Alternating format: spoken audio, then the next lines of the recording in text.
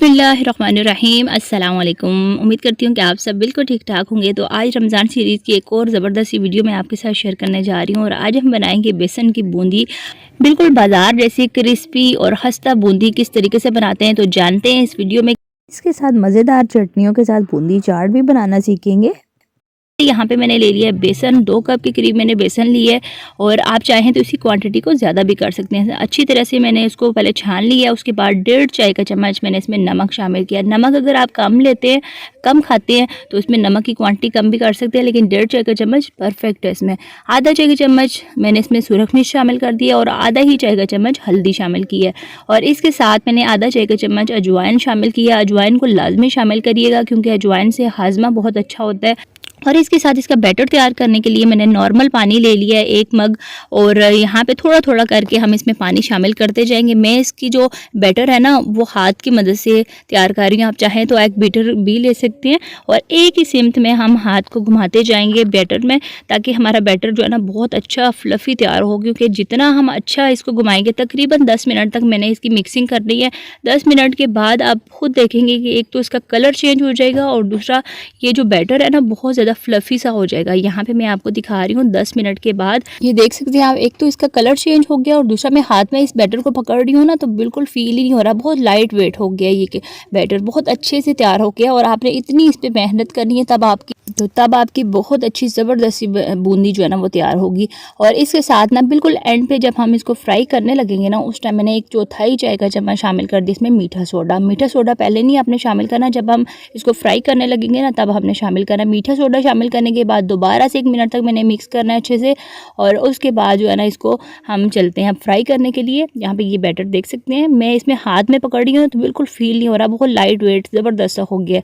तो यहाँ पे मैंने ऑयल गर्म होने चढ़ा दिया और अब हम जो बनाएंगे बूंदी तो इसके लिए मैं आपको ये चम्मच दिखा रही हूँ। आमतौर पे हर घर में ये मौजूद होते हैं। थोड़ा सा बड़े सुराख वाला हो आपके पास तो ज़्यादा अच्छा हो जाएगा। ये मैं आपको 2 दिखा रही हूँ, एक छोटे सुराख वाला है और एक थोड़ा सा बड़े सुराख वाला है। तो मैं 2 तरीके आपके साथ शेयर करूँगी, एक तो इससे बनाऊँगी और एक तरीका आगे चल के हम दिखाएंगे। तो बैटर में इसमें शामिल इसके ऊपर रख के चम्मच की मदद से मैं दबाती जा रही हूँ और ज़बरदस्ती हमारी बूंदी जो है ना ये तैयार हो रही है। छोटे साइज़ की अगर आपको पसंद है तो आप इस तरीके से बना सकते हैं। और तकरीबन ये बूंदी डालने के बाद मैं तकरीबन 1 से 2 मिनट तक ना हमने बिल्कुल भी नहीं छेड़ना और उसके बाद हमने इसको चम्मच की मदद से चलाना है ताकि अच्छी सी ज़बरदस्ती तमाम साइड से कलर जो है ना वो हो जाए, अच्छा सा आ जाए इसके ऊपर। तो यहाँ पे तकरीबन 6 से 7 मिनट तक ज़बरदस्त सा कलर आ चुका है। हमने वक्फे से चम्मच चलाया है तो इसको उतार लेंगे। अब दूसरा तरीका मैं आपके साथ शेयर कर रही हूँ और दूसरे तरीके में हमने यहाँ पे ले लिया है स्टीमर और स्टीमर तकरीबन हर घर में ही मौजूद होता है। अगर आपके घर में नहीं है तो तकरीबन 150 का ये छोटे साइज़ वाला स्टीमर जो है ना वो मिल जाता है। तो इसके आप सुराख देख सकते हैं, थोड़े से बड़े साइज़ की है तो ज़बरदस्ती से बूंदी जो है ना परफेक्ट साइज़ की निकलेगी। और स्टीमर को यहाँ पे आपने बिल्कुल हाथ से पकड़ के तो उसके ऊपर नहीं रखना क्योंकि ऑयल बहुत ज़्यादा गर्म है तो आपके हाथों पर छींटे भी पड़ने का खतरा हो सकता है। किसी भी स्टैंड की मदद से ना आपने पकड़ना है और उसके बाद यहाँ पे बैटर में हाथ में लेके तो इसके ऊपर रखती जा रही हूँ। थोड़ा सा दबाएंगे तो ज़बरदस्ती आप नीचे देख सकते हैं परफेक्ट साइज़ की बूंदी जो है ना वो माशाल्लाह से बनती जा रही है। और जितना आपका ऑयल ज़्यादा है तो उस लिहाज से आप बेसन के मिक्सचर से पहले तो आप बूंदी की शेप दे लें और जब ऑयल में ये फ्राई होने लगे ना उसके बाद हमने 3 मिनट तक तो बिल्कुल भी नहीं छेड़ना इसको। यहाँ पे अगर आपने फ़ौरन से चम्मच चला दिया ना तो फिर बूंदी की सारी शेप ख़राब हो जाएगी और फिर अच्छी नहीं बनेगी। 2-3 मिनट तक आपने बिल्कुल नहीं छेड़ना, थोड़ी सी जब सेट हो जाएगी उसके बाद हमने इसकी साइड चेंज करनी है। तो इस तरीके से ना परफेक्ट साइज़ की ज़बरदस्ती बूंदी जो है ये फ्राई होगी। और चूल्हे की आंच मैंने दरमियानी रखी हुई है, दरमियानी आग पे 6 से 7 मिनट तक हमने प्यारा सा गोल्डन ब्राउन कलर आने तक फ्राई करना है और वक्फे से हम इसका जो चम्मच है वो चलाते जाएंगे।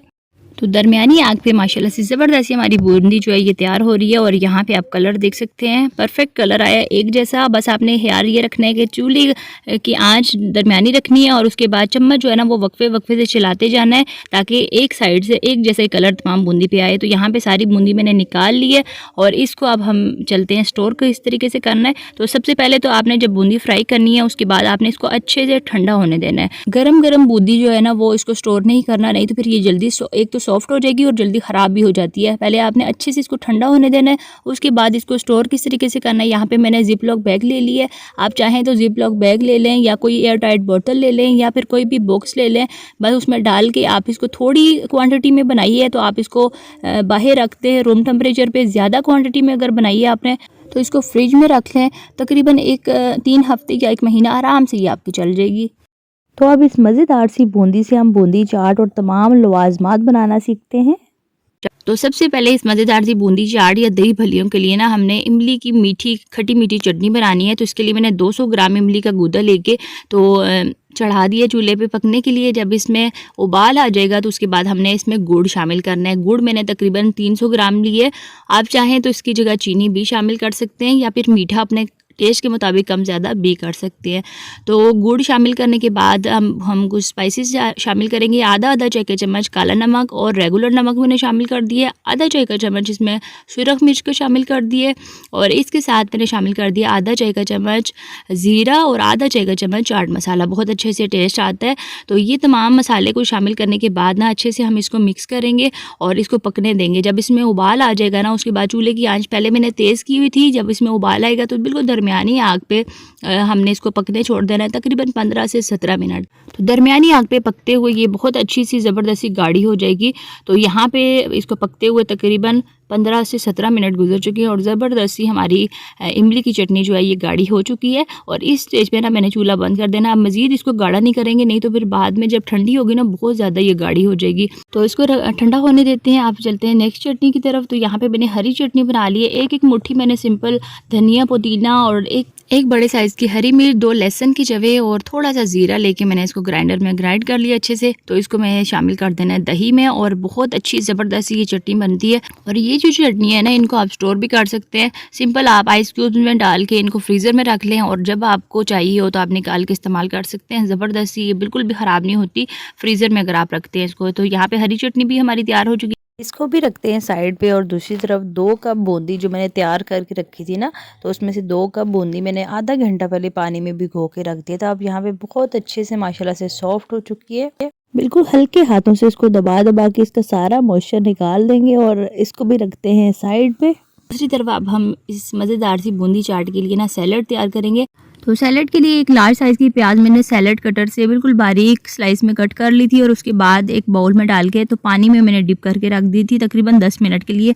अच्छा, जब भी आप प्याज काटें ना इसको कच्चा इस्तेमाल ना करें, क्योंकि कच्ची प्याज इस्तेमाल करने से ना क्या होता है, एक तो स्मेल आती है और दूसरा मुँह से स्मेल आती है और दूसरा इससे तेज़ाबियत हो जाती है। तो पानी में डिप करके रखते हैं ना आप तो इसकी कड़वाहट भी ख़त्म हो जाती है और फिर तेज़ाबियत जो है ना वो भी फील नहीं होती। और इसके साथ एक मीडियम साइज़ का मैंने क्यूब्स में कटा हुआ टमाटर, 2 से 3 खाने के चम्मच धनिया और पुदीना और 4 अदद हरी मिर्चें मैंने प्याज में ही शामिल कर दी हैं। और इसके साथ ना मैंने यहाँ पे ले लिया बंद गोभी तकरीबन 2 से 3 खाने के चम्मच। ये पर्पल वाली मेरे पास थी, आपके पास अगर ग्रीन बंद गोभी हो तो वो भी आप इसमें शामिल कर सकते हैं। और इसके बाद 3 से 4 खाने के चम्मच खीरा और टमाटर मैंने इसमें शामिल कर दिए। अच्छे से मिक्स करेंगे और सैलड जो है ना ज़बरदस्त हमारा तैयार हो गया।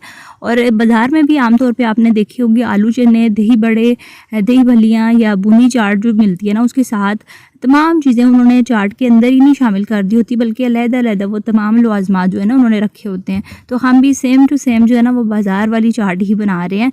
तो यहाँ पे आधा किलो दही लेके आधा चाय का चम्मच मैंने नमक शामिल कर दिया था और बीटर की मदद से ना अच्छे से मैंने इसको मिक्स कर लिया। तो दही माशाल्लाह से काफ़ी गाढ़ी है, हमने गाढ़ी दही नहीं इस्तेमाल करनी इसमें, बल्कि मैंने 1/4 कप इसमें पानी शामिल किया। पानी जो है ना ये आधा से 1/4 कप के करीब इसमें लाजमी जाएगा, क्योंकि पानी अगर आपके पास पतली दही हो तो फिर तो कोई ज़रूरत नहीं है, लेकिन अगर गाढ़ी हो तो इसमें लाजमी आप शामिल करें, क्योंकि ये बूंदी में जब हम डालेंगे ना दही तो बूंदी जो है ना ये भी मॉइस्चर को ऑब्जॉर्व करती है, यानी कि चूस लेती है इसके लिक्विड को।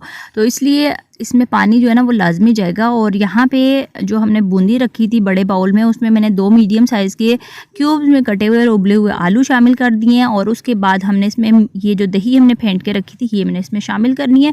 और दही हमने इतनी शामिल करनी है इसमें कि बूंदी और आलू जो है ना अच्छे से डिप हो जाए इस तरीके से।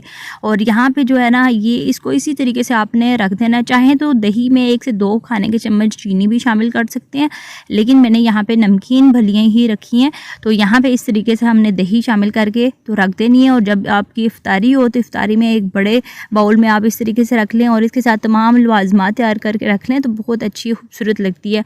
तो यहाँ पे मैं सर्विंग सजेशन आपको दे रही हूँ। किसी भी प्लेट में या बाउल में आपने किस तरीके से सर्व करना है। सबसे पहले तो ये आलू और बूंदी जो हमने दही में डिप करके रखी थी ना, ये रखनी है, डालनी है, और उसके बाद ऊपर से सैलड डालना है। जिस तरीके से बाज़ार में आपको प्लेट सजा के देते हैं ना, वैसे ही हम बना रहे हैं। तो ज़्यादा सारा सैलड डालने के बाद थोड़ी सी मैं दही सादी और उसके बाद ये ग्रीन मज़ेदार सी चटनी इसके ऊपर डाल दूँगी।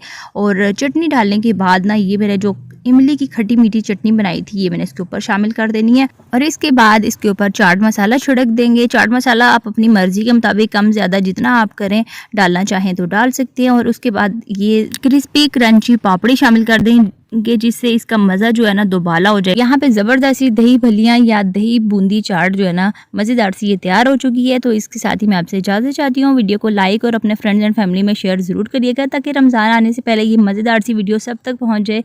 तो मिलते हैं फिर किसी और नई मज़ेदार सी वीडियो के साथ। अल्लाह हाफ़िज़, फ़ी अमान अल्लाह।